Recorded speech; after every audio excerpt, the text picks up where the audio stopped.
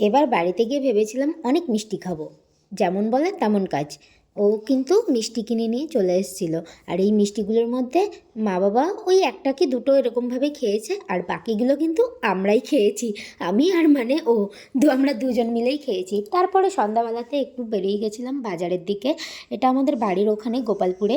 তো তখন ওখানে মানে জগদ্ধাত্রী পুজো হচ্ছিলো। আমি, মা, বোন আর আমরা চারজন মিলে রেডি হয়ে বেরিয়েছিলাম। তো তখনও মানে পুজো স্টার্ট হয়নি, ওটা কি অষ্টমীর দিন মনে হয় এরকম ছিল। কারণ ওখানে না নবমী এরকম করেই মেলাটা জমজমাট বসে দুর্গা পুজোর। তো এরকম সেজেগুজে গেছিলাম। আর দেখো আমাদের কপালে ঠাকুর ছিল, মানে ঠাকুর দেখা ছিল, ওর জন্যই হয়তো সেদিনে মন্দিরে ঠাকুরও এনে নিয়ে এসেছিলো। তারপর আমরা একটু এরকম ফটো টটো তুললাম। আর তারপরে বাবু তো এই প্রথম এরকম ঠাকুর দেখলো। এখানের ঠাকুর তো আলাদা আর ওখানের ঠাকুর আলাদা। তারপরে ঢুকে গিয়েছিলাম মেলার মধ্যে। আর মেলার মধ্যে ঢোকার সাথে সাথে পুরোনো কথা মনে পড়ছিল। আমরা না এরকম সেজেগুজে খুবই কমই আসতাম। আমরা এই মেলাতে না টিউশনি পড়ার পথে বেশি আসতাম।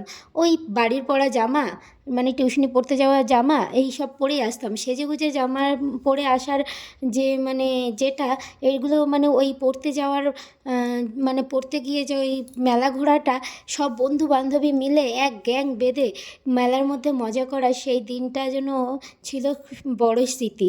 আর মানে এত মনে পড়ছিল তখন।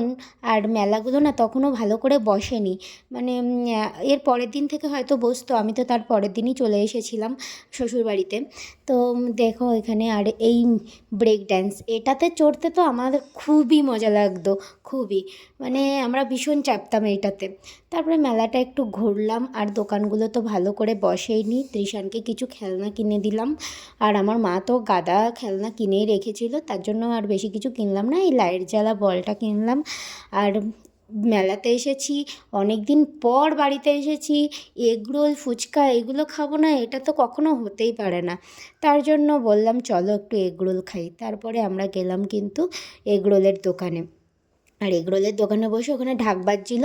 তৃষান কিন্তু ওইদিকে যাওয়ার জন্য ছটপট করছিল ঢাকের আওয়াজে, কিন্তু ও যাবে কি করে, তা আমরা বললাম খেয়ে নে আগে তারপরে তৃষানের জন্য শুধু ডিম আর রুটি দিয়ে একটা এগরোল নেওয়া হলো।